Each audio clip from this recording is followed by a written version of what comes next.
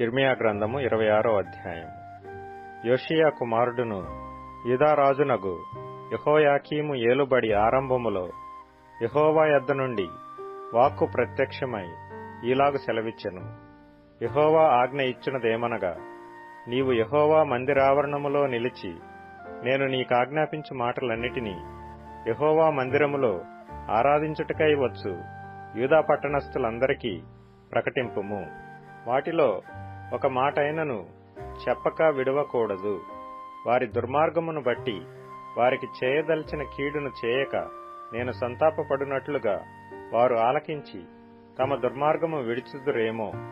నీవు వారితో ఈ మాట చెప్పవలెను. యెహోవా సెలవిచ్చినదేమనగా, మీరు నా మాటలు విని నేను మీకు నియమించిన ధర్మశాస్త్రమును అనుసరించి నడుచుకొనుడనియు, నేను పెందలకడ లేచి పంపుచున్న నా సేవకులకు ప్రవక్తల మాటలను అంగీకరించుడనియు నేను మీకు ఆజ్ఞ ఇయ్యగా మీరు వినకపోతిరి. మీరీలాగున చేసినందున నేను షిలోహునకు చేసినట్లు ఈ మందిరమునకును చేసెదను.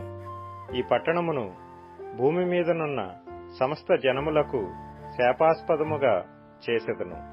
యిర్మీయా ఈ మాటలను యెహోవా మందిరములో పలుకుచుండగా యాజకులను ప్రవక్తలను జనులందరూ వినిరి. జనులకందరికిని ప్రకటింపవలనని యెహోవా యిర్మీయాకు ఆజ్ఞాపించిన మాటలన్నిటినీ అతడు పలికి చాలించిన తరువాత యాజకులను ప్రవక్తలను జనులందరూ అతని పట్టుకొని, నీవు మరణశిక్ష నొందక తప్పదు. యెహోవా నామమును బట్టి ఈ మందిరము షిలోహు వలె నగుననియు ఈ పట్టణము నివాసి లేక పాడైపోవుననియు నీవేళ ప్రకటించుచున్నావు అనుచు ప్రజలందరూ యెహోవా మందిరములో యిర్మీయా యొద్దకు కూడి వచ్చిరి. యూదా అధిపతులు ఆ సంగతులు విని రాజనగరులో నుండి యెహోవా మందిరమునకు వచ్చి యెహోవా మందిరపు క్రొత్త గవిని ద్వారమున కూర్చుండగా యాజకులను ప్రవక్తలను అధిపతులతోనూ సమస్త ప్రజలతోనూ ఇలాగనిరి, మీరు చెవులారా వినియున్న ప్రకారము ఈ మనుష్యుడు ఈ పట్టణమునకు విరోధముగా ప్రవచించుచున్నాడు గనుక ఇతడు మరణమునకు పాత్రుడు. అప్పుడు యిర్మీయా అధిపతులందరితోనూ జనులందరితోనూ ఈ మాట చెప్పెను. ఈ మందిరమునకు విరోధముగాను ఈ పట్టణమునకు విరోధముగాను మీరు వినిన మాటలన్నిటినీ ప్రకటించుటకు యెహోవాయే నన్ను పంపియున్నాడు.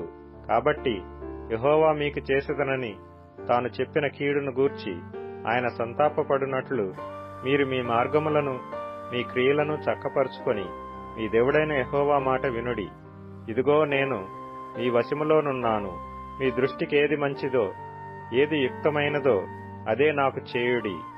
అయితే మీకు చెవులారా ఈ మాటలన్నిటినీ చెప్పుటకు నిజముగా యెహోవా మీ యొద్దకు నన్ను పంపియున్నాడు గనుక మీరు నన్ను చంపిన ఎడల మీరు మీ మీదికిని ఈ పట్టణము మీదికిని దాని నివాసుల మీదికిని నిరపరాధి రక్త దోషము తెప్పించుదురని నిస్సందేహముగా తెలుసుకొనుడి.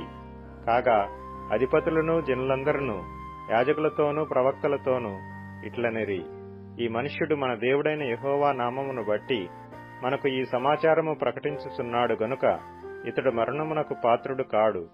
మరియు దేశమందలి పెద్దలలో కొందరు లేచి సమాజముగా కూడిన జనులతో ఈ మాటలు పలికిరి. యూదారాజైన హిజ్కియా దినములలో మొరష్తీయుడైన మీకా ప్రవచించుచుండెను.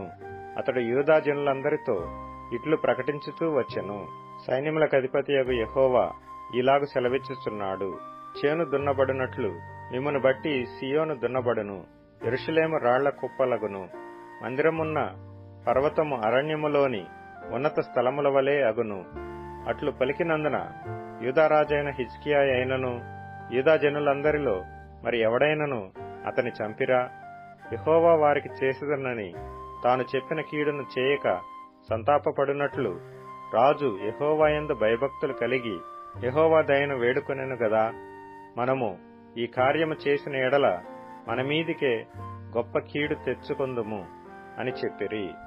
మరియు కిర్యత్యారీము వాడైన షమయా కుమారుడగు ఊరియాయను ఒకడు యెహోవా నామమును బట్టి ప్రవచించుచుండెను. అతడు యిర్మీయా చెప్పిన మాటల రీతిని ఈ పట్టణమునకు విరోధముగాను ఈ దేశమునకు విరోధముగాను ప్రవచించెను. రాజైన యెహోయాకీమును అతని శూరులందరూ ప్రధానులందరూ అతని మాటలు వినిన మీదట రాజు అతని చంపజూచుచుండగా ఊరియా దాని తెలుసుకొని భయపడి పారిపోయి ఐగుప్తు చేరెను. అప్పుడు రాజైన యెహోయాకీము అక్బోరు కుమారుడగు ఎల్నాతానును అతనితో కొందరిని ఐగుప్తునకు పంపెను. వారు ఐగుప్తులో నుండి ఊరియాను తీసుకొని వచ్చి రాజైన యెహోయాకీము నొద్ద చేర్చగా ఇతడు ఖడ్గముతో అతని చంపి సామాన్యజనుల సమాధిలో అతని కళేబరమును వేయించెను. ఇలాగు జరుగుగా షాహాను కుమారుడైన అహీకాము ఇర్మియాకు తోడైయున్నందున అతని చంపుటకు వారు జనుల చేతికి అతనిని అప్పగింపలేదు.